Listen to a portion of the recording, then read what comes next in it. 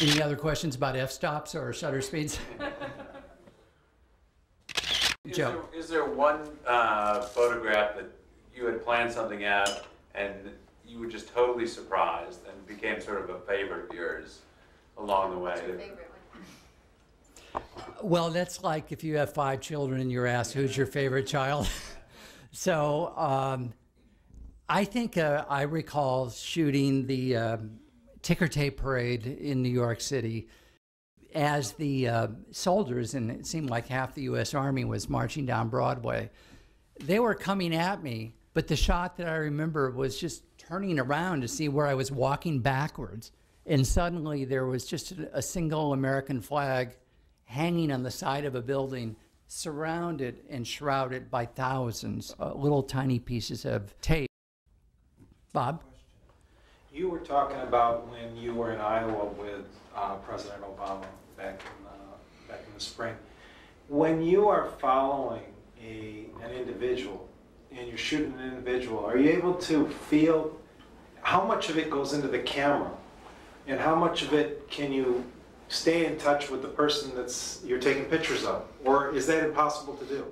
There's a protocol when you carry a camera.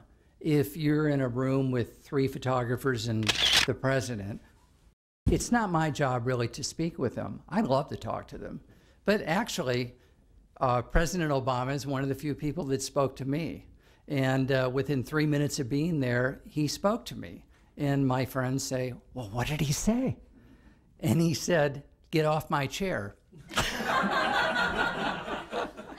And that's an exact quote. You can tell how articulate and direct he is. And, you know, because particularly I'm looking for the best shot. You know, so consequently, if you're looking at a table in the round and there's one empty chair, I'll go, oh, I'll shoot that bird's eye view looking down.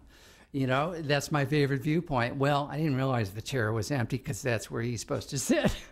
So, but anyway, I did find that many of these, you know, Ronald Reagan, the camera becomes second nature to them. And I have to say that their personality came across quite well, and they're usually quite polite to the photographers. And I don't think they're just polite, because I've actually seen presidents reach out and catch the cameraman because they're going to fall. Frequently, you know, as I was saying, and I'm serious, you have to walk backwards for long distances while you're carrying, doing things, shooting, getting out of people's way. And a lot of these television cables are behind you, and you can just fall down and people will reach down and catch you. So in that respect, I would say humanity is present. Capturing democracy, do you ever get frustrated by how your images are used? And I mean, I think as being a photographer and shooting icons, do you ever want to see the Beverly Hills and the homeless man's photograph more out there than, let's say, the shot of the Capitol? Well, that's a great question.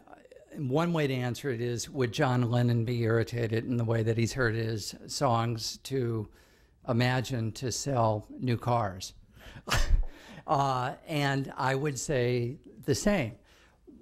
When I actually had statistical data of what image of mine is the biggest seller of them all, the absolute biggest. Now that's a big seller, but not the biggest seller. The biggest seller is right to my right. It's the American flag in a blue sky. Go figure. So consequently, when I published a catalog of my images, and we started putting little dots. You know, it's like when you travel on a giant map. And you go, okay, well, this shot sold 3 times, this sold 9 times, this sold 12. This one shot sold 187 times. What's that shot? It's the American flag in a blue sky. Now, you would think that anybody could take that shot. However, if you work in New York, it's a rainy day, you need a shot of the American flag in 5 minutes. That's where I come in, because my shot is the perfect shot of the American flag. No tears, no wrinkles, just perfect, flowing in the wind. So, and on a larger basis, if you really think about it, for a guy that presumably loves America and he wants to photograph democracy, in some ways it just seems right that my biggest selling shot would be an American flag. Now, I wouldn't tell a European that. Well, thank you very much. I appreciate it. Now, when people run for president and travel around the country, and we've all heard them when they drop out of the race, one of the things they often talk about is what a privilege it was to be in every hamlet and town and city in America and meet the American people up close and all those things. And they often talk about how it changed them or how they learned new things about the country. You've had similar experience while not hawking for votes. What did you learn about America on your journeys that you didn't know going in? I'm basically always loving our geography. And secondly, I just find the way that Americans express this democratic instinct always entertaining. And so whether I'm just driving down the road and see clothing hanging on a clothesline, I think that's a photo opportunity. I mean, it's not exactly Richard Nixon with his arms up like this saying farewell, but again, many of the photographs that appear in the museum are really, I think, about extraordinary moments that maybe happen once in a lifetime. Mine are a series of ordinary moments that we all see daily. And when you put them all together, it just kind of reveals a portrait of a unique nation. You're a hard guy to categorize. Photographer doesn't quite seem to do it. Photojournalist doesn't quite seem to do it. How do you describe yourself? What is it that you do? Well, I think that's a good question. And I would say my work is less about capturing the news, which is all about what the museum does. And mine is, I would call myself a photo historian. Photo historian. Yeah, because I have photographed virtually every single reenactment of our past. Because again, I'm interested in the American story. And in order to tell the American story, I need actors. But I'm not going to hire an actor. This is not about Hollywood. So I've kind of fallen in love over the last 10 years over people that give up their life. That, you know, they're lawyers and accountants and business people and teachers. But then for 2 or 3 weekends a year, they become George Washington or Abraham Lincoln. Or most recently, I was in Reading, Pennsylvania, where they reenacted World War II. And it was 1,100 reenactors, including they had Japanese, Nazis, Marines, bombers, the Andrews sisters, and also putting up the flag in Iwo Jima. And it's, again, I'm not trying to mimic history, but I am trying to capture the American story. And obviously, I'm not the only one, because these people are trying to tell that story by not letting us forget, by reenacting it. So that's one of the many ways that I capture our history. You're not a wedding photographer, but you shot a wedding a couple nights ago in Philadelphia. Tell us about that. Yeah, I did. This is, every once in a while you stumble into these events, but in Philadelphia 2 nights ago, the reenactor for Benjamin Franklin fell in love with the reenactor of Betsy Ross. And you can't make this stuff up. On July 3rd, in front of Independence Hall, Ben Franklin married Betsy Ross. Also later, I was told that was the origin of the B&B, because they were going to open up a bed and breakfast. There you go. Now, before we go to a question, we're going to look at one more set of photos. And you mentioned that you also photograph contemporary political events. Yeah. And here are just a sampling of some of your coverage on the current campaign trail. Great profile shot of Ms. Clinton. Yeah, I call that one Bill's right brain. Oh, now this is great. Well, this is an Iowa moment. This is how they express their democracy. Voting with corn kernels. Yeah, but I know it's carny, but you have to vote with corn. Oh, boy. Now, this is possibly an example why Fred Thompson didn't win. I don't know. I thought the guy with the piglet always wins. Or it's the tallest. You know, many people compare politicians and pigs and things, and I didn't do that. But I know that the winning presidential candidate will not be captured with a pig in his hand. Now, this is Barack Obama in bumper cars And the next day in the presidential debate, when Hillary attacked him, he said, well, you know, to prepare for my debate, I took a bumper car ride. Yes. And this is him with his darling little two daughters. Is this yeah, this is Des Moines. And this is going up in one of those dreadful rides, and only he was smiling, going to the very top where they drop you like a rock. Yeah. And I thought that was kind of a metaphor for his presidential climb and ups and downs. Yeah. And of course, he would smile even if he didn't like the ride. Even if he didn't like it. That's what politicians do at state fairs. Hi, you're first. Go ahead, please. Hi. Recently in this country, we've run into this thing where if you want to photograph the Washington Monument or the Jefferson Memorial, you can't bring a tripod. If you're a professional journalist, you have to register and go through hoops. Is it becoming harder and harder to take pictures of the public monuments of this country? Yeah, it is, absolutely. And I call them the tripod police, and they're the bane of my existence in general. And but it's a classic case. If there's a will, there's a way. And even when you get a tripod permit, which I find kind of offensive, to shoot the U.S. Capitol, it's for 24 hours. Well, it's easy for me because I can set up a still camera, as you can, and get a shot in 5 minutes. Also, I sneak a lot of shots as much as possible because frequently, by the time they're trying to yell at you, you've already gotten the shot and you're gone. So long story short is don't let them stop you. You can get any shot you want. I've shot 90% of the shots I wanted without press passes. I would much rather have a press pass whenever possible, but it doesn't stop me in general. If you want it, you can go get it. Technology has changed so much over your career. Where do you think it's going, and how has it impacted you in taking pictures? That's a great question. I did start off, shooting film. I started shooting Kodachrome. Then I found out that Kodak ultimately lost its interest in the professional photographer. Thus, the colors were off. Magenta and greens were off in Kodachrome. So I quickly switched to Ektachrome.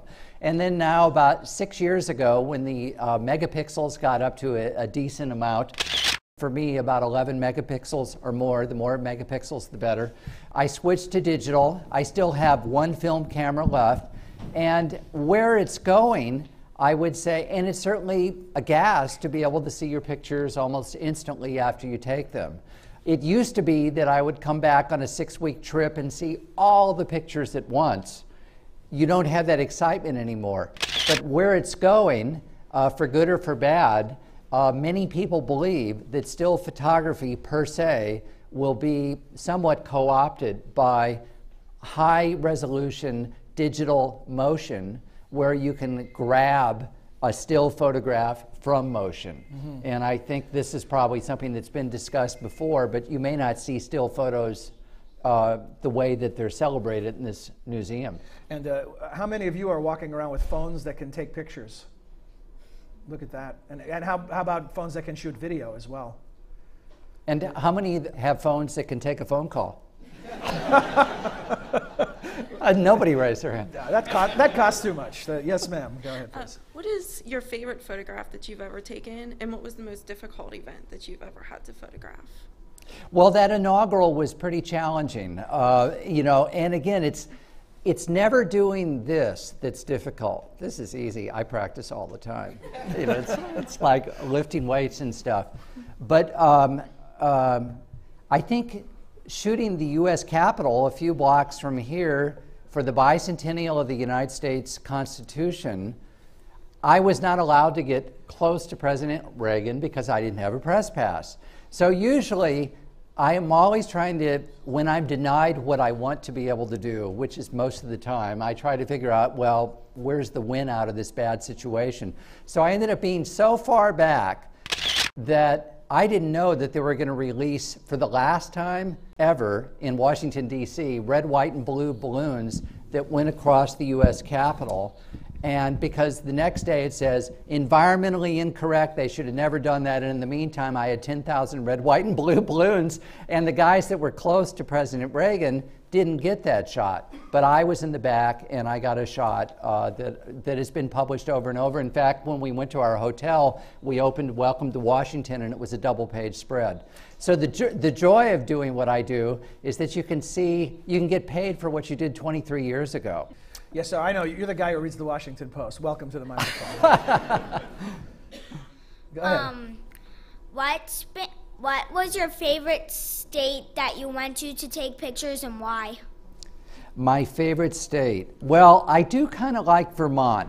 I think Vermont is not completely into the 21st century yet. If you still want to get a sense of what we may have looked like yesterday, you can go through Vermont, because I'm convinced that many of those people don't watch TV there. I found they're all very funny. In fact, we've named them the funny people because we think they entertain themselves. And number two, they don't have billboards. Billboards are the enemy. So, you know, like when you're taking photographs, in this case, we have a young man in a blue shirt, so we may want to crop things out. So photos are really about what you leave behind and what you focus on. So in this case, we'll focus on your blue shirt, and if I were taking pictures, you'd probably be my favorite shot right now. Thank you. Thank you. And keep reading newspapers. Well, Joe Sohm, thanks very much for joining us today, and continued success. Good luck on that project. Well, thanks, John. Thank you.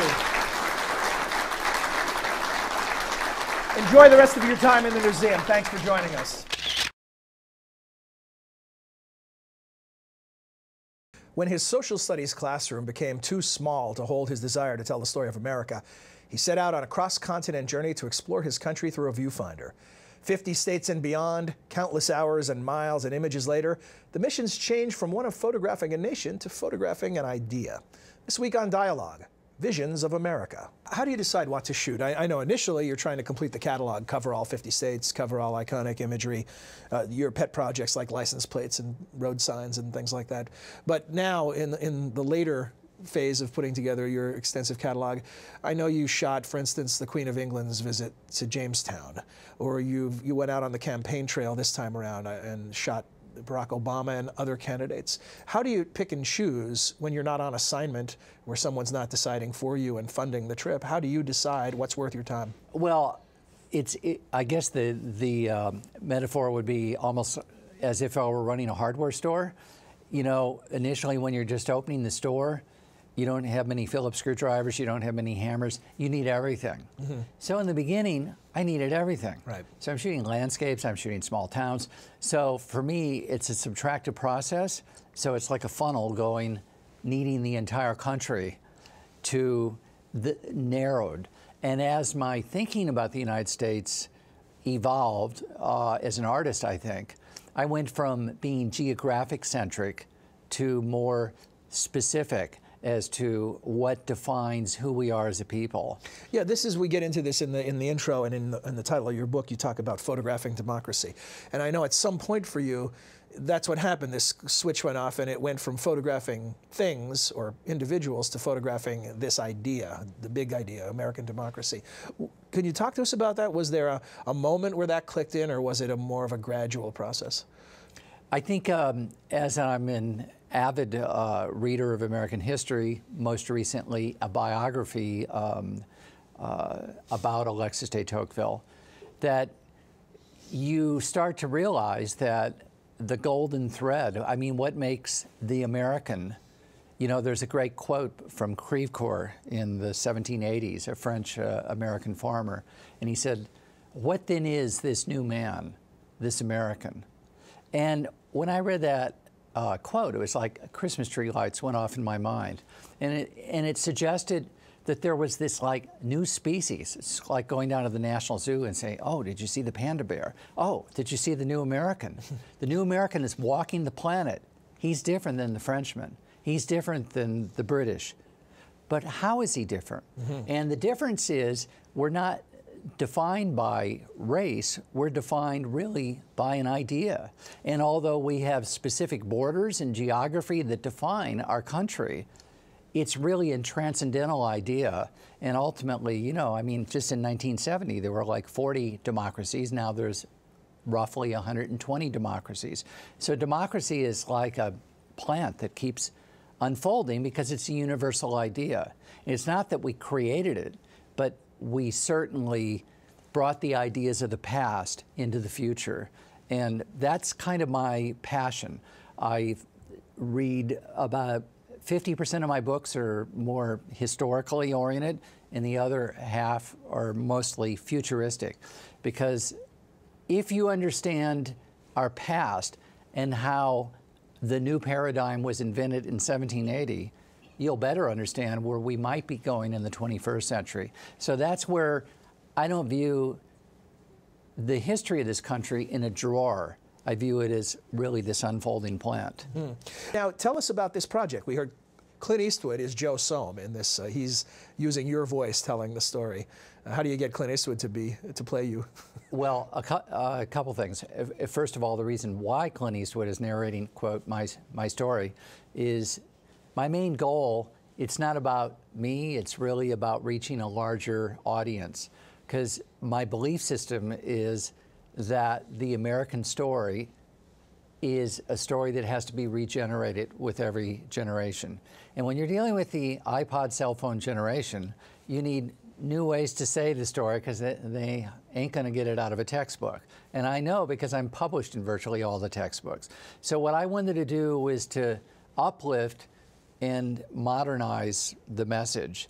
So I wanted to incorporate it with music, with images, and I felt if you want to expand the classroom, no one better would be than Clint Eastwood. That American icon himself. An American icon. So this is a work in progress, and you've got Clint Eastwood as a narrator, Roger Kellaway doing music, and you did a performance in Philadelphia with Peter Nero and the Philadelphia Pops. Where's it all headed? What is the plan? Well, and the way it emanated was Roger Kellaway, a friend of mine and a world-class composer, arranger, performer on piano, has worked with Clint Eastwood on several occasions, and most recently in his new film starring Morgan Freeman, Invictus. And so Roger arranged that and also conducted the score. But so consequently, when Roger and I wanted to create a photo symphony, which is the genre that we've called it, we talked about it for 8 years, and then last year we converted it into our first symphonic draft that we premiered in Philadelphia with his 47-year long-term friend, Peter Nero and the Philly Pops. So there we were 5 days after President Obama's inauguration. So it was a symphony concert for the people. And we premiered a 66-piece photo symphony featuring 2 songs and now 4 songs by Alan and Marilyn Bergman, who are better known as the songwriters for Barbra Streisand and Academy many others. Awards and Grammys. 6 Oscars and multiple Grammys. Well, and Patty Austin, the vocalist. Patty Austin, the 2008 Grammy Award-winning singer and protege of Quincy Jones, has performed all over the world in orchestras. So, and what was the response? The response was with 12,500 people, was 3, 4, 5 standing ovations over the length of the concerts. When an audience experiences this, the Visions of America in its various iterations, whether they see the symphony or the book, what do you want people to come away with? Do you want them to do anything? You know, is there an agenda here? Yeah, you know, my favorite quote is from Marquis Lafayette when he was 19 years old. I'm keeping score. This is your 3rd favorite quote of the program. Yeah, he said, "The moment I heard of America, I loved her." And Lafayette had a love affair with a country. Well, you could say it's easy for a Frenchman to have a love affair. But for me, I too had a love affair with America. But it's not in a national or an overly patriotic sense. Nationalistic, you mean? Correct, nationalistic. It's more in an idealistic way. So my hope is to remember what there is to love about America. I think that's what the message is, because we've admittedly been through some very challenging times in the last decade especially.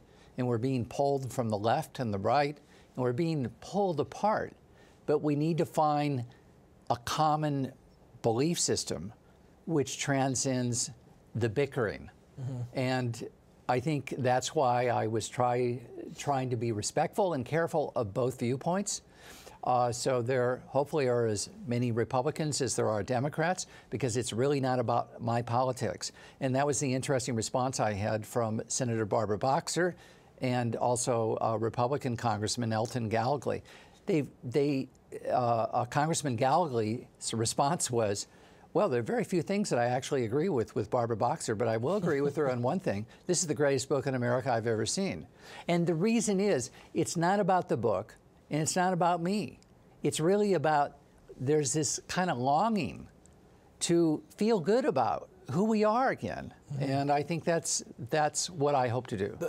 What's the future of the still photograph in the digital age? It has a lot of power, but does it have a future in this age? Well, it's kind of ironic. It's in some ways it's melting down and melting up at the same time. And with consumers, everybody is a still photographer now. But with professionals, they're unfortunately giving way to people that shoot motion. The difference in a nutshell is motion is a moving picture in reality, like a moving car. But only a still photographer, in my opinion, will take the time to frame you perfectly so that that flag is in the right spot. You can frame grab that out of motion, but you'll never get the same effect from a still. As a fan of still photography, I hope you're correct, Joe. Thanks for joining us. Thank you. Joseph Sohm's photos have been published over 50,000 times in National Geographic, Time, The New York Times, The Washington Post, and others. For more information, visit visionsofamerica.com.